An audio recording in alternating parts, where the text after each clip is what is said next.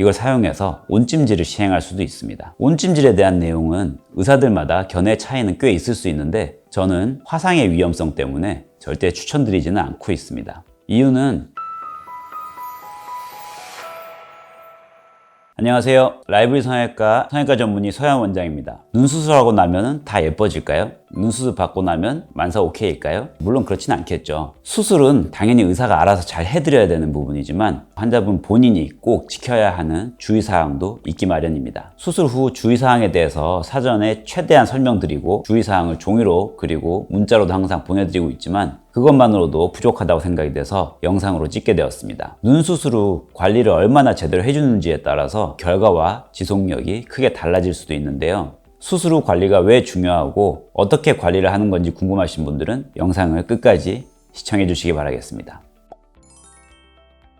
저희 병원에서 수술 받으셨던 분들은 다 경험하셨을 겁니다. 수술 후 회복이 끝나면 항상 원장인 제가 체크하고 퇴원자를 잘 받게 되는데요. 가실 때 이런 박스를 받게 되시는데요. 박스 구성품을 보자면 먼저 아이스팩, 멸균 꺼즈, 멸균 면봉, 호박즙 3개, 주의사항이 담긴 봉투 이렇게 동봉해 드리고 있습니다. 주의사항을 대부분 수술 후에 정신도 없으시고 제대로 읽어보는 분들이 아마 많지 않으실 겁니다. 근데 역설적이게도 수술 전후에 환자분들이 질문하신 내용들을 사실 거의 99% 대답이 다 여기 되어 있습니다. 그래서 궁금하신 분들은 잘 읽어주시면 정말 좋겠고요.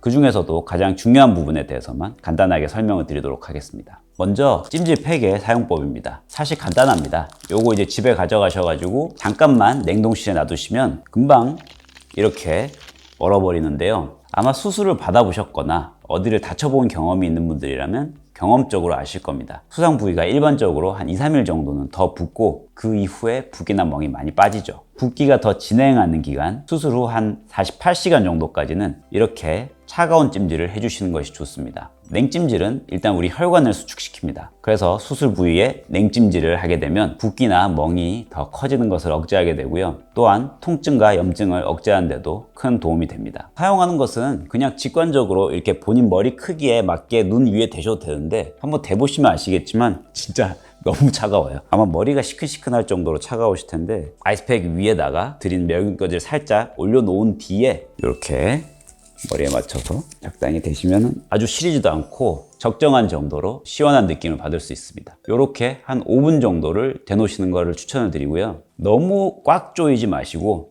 적당한 정도의 압력으로 대놓으시는 것이 가장 좋습니다. 그리고 냉찜질을 하실 때에는 좀 전에 말씀드린 것처럼 5분은 넘지 않도록 진행해 주는 게 좋습니다. 가끔 보면 이제 아이스팩에 굉장히 욕심을 내시는 분들이 종종 있으신데 이거 하나 가지고 어떻게 버티냐 그러시는데 정 원하시면 당연히 저희가 더 드리기도 하지만 사실 여러 개 있을 필요가 별로 없습니다. 제가 48시간 동안 해야 된다고 하니까 정말 48시간 내내 해야 되는 걸로 생각하시는 분들이 가끔 있으시더라고요.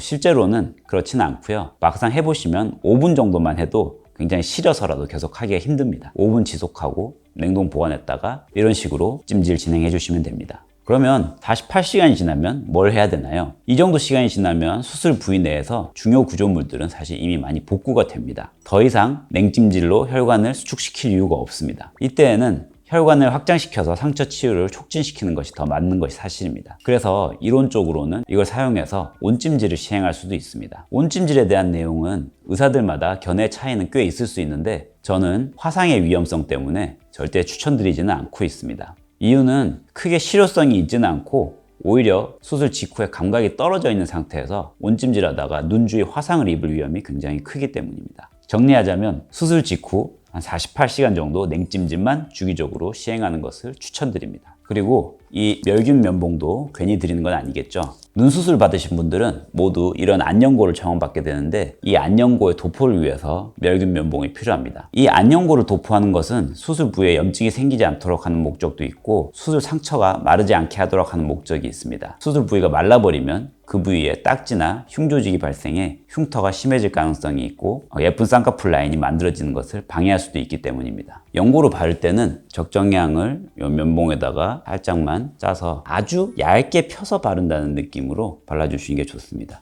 가끔 너무 많이 사용하셔서 2, 3일 만에 연고 다 썼다고 더 처방해달라고 하시는 분들도 있고, 안연고가 눈에 들어가 앞이 뿌옇게 보인다고 호소하시는 분들도 가끔 계시거든요. 성분 자체는 눈에 들어가도 무해한 성분이지만 그렇게 많이 쓰실 필요는 없습니다. 상처 부위가 마르지 않는 정도면 충분합니다. 아까 피딱지와 관련해서 좀 TMI가 될 수 있지만 드릴 말씀이 있는데, 이 딱지 제거는 웬만하면 직접 하지는 않는 것을 추천드립니다. 우리가 수술 중에 피나는 곳을 아무리 다 지혈을 해도 수술 당일이나 다음날 정도까지는 일부 혈장이나 마취약들이 실밥 사이로 흘러나오면서 피딱지를 만들 수가 있는데요. 이를 잘못된 방법으로 제거하면 갑작스러운 출혈이나 멍이 발생할 수도 있습니다. 그래서 보통은 수술 다음 날에는 항상 병원에 내원해서 저희가 드레싱을 진행해 드리고 있습니다. 그러면 내가 지방에 살아서 다른 일정 때문에 수술 다음 날 도저히 방문이 불가능하다, 그런 경우에는 어쩔 수가 없죠. 그때는 이런 생리식염수 그리고 면봉을 이용해서 상처 부위를 살짝 세척해 주시는 것이 좋습니다. 급할 때는 생리식염수가 없으면 인공눈물 대신 하셔도 됩니다. 그리고 상처를 말리고 난 다음에 연고를 발라주시면 됩니다. 한마디로만 말씀드리자면, 눈을 꽉 감거나 눈 주위를 막 문지르거나 압박하는 그런 행동만 피하시고 다른 행동은 다 하셔도 됩니다. 세안은 실밥 제거 한 일주 뒤부터 시행하시라고 말씀드리고 있고요. 눈수술 후 주의사항에 써있는, 보통 말씀드리는 거, 렌즈 착용이나 눈 화장 이런 거는 이제 수술 후 2주부터, 음주나 과격한 운동 이런 거는 이제 4주 후부터, 다 맞는 말인데, 렌즈 착용하려면은 눈을 벌려야 되잖아요. 굉장히 압박을 할 수밖에 없습니다. 이런 거는 최소한의 가이드라인은 이 정도구나 라고 생각해 주시면 될 것 같고요. 수술 후 2주 정도는 많이 조심해 주는 게 좋고, 한 달은 몸을 조심해 주는 게 좋겠구나 이해해 주시면 될 것 같습니다.